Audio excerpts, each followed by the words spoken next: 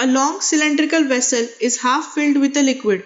When the vessel is rotated about its own vertical axis, the liquid rises up near the wall.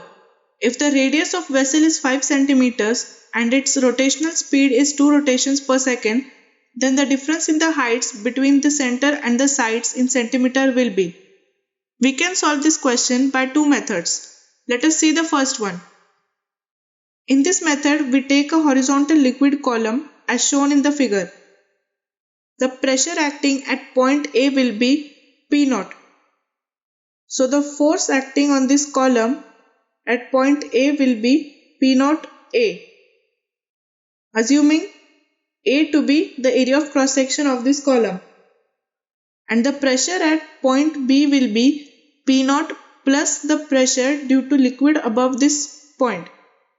So the force acting on this point will be P0 plus H rho G into A, where rho is the density of liquid. Now net force on this element will act as the centripetal force.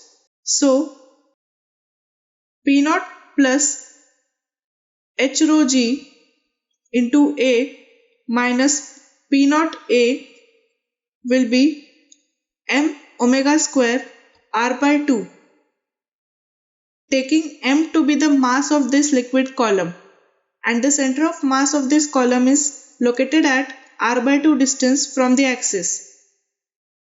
Now mass of this column will be volume into density,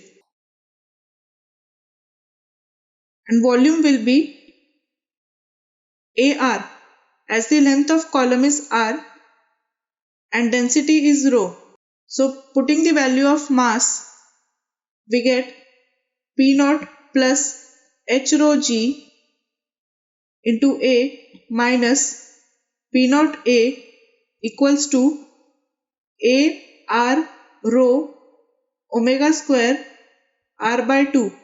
So we get H rho G equals to rho omega square r square by 2. So H comes out to be omega square r square by 2g. Now in the second method, we take a point at x distance from the axis of rotation. At this point, the forces acting on this point will be mg in vertically downward direction and m omega square x in horizontal direction. The resultant of these forces is at angle theta. So we can write tan theta equals to m omega square x upon mg, which is omega square x upon g. Now we know that tan theta equals to dy by dx, which is omega square x by g.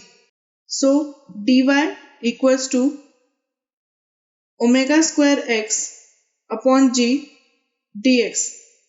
Integrating on both the sides, the limits of x will be from 0 to r and the corresponding limits of y will be from 0 to h.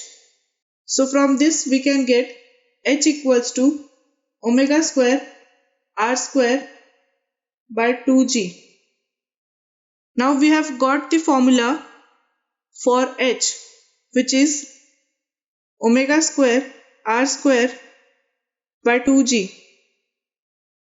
In this we know omega, r and g. So putting these values, we get 2 into 2 pi square into 0.05 square upon 2 into 10. As the frequency of rotation was 2 rotations per second, the omega will be 2 into 2 pi. This comes out to be 0.019 meters. So 1.9 centimeters, which is approximately equal to 2 centimeters. So h equals to 2 centimeters. So the answer is option A.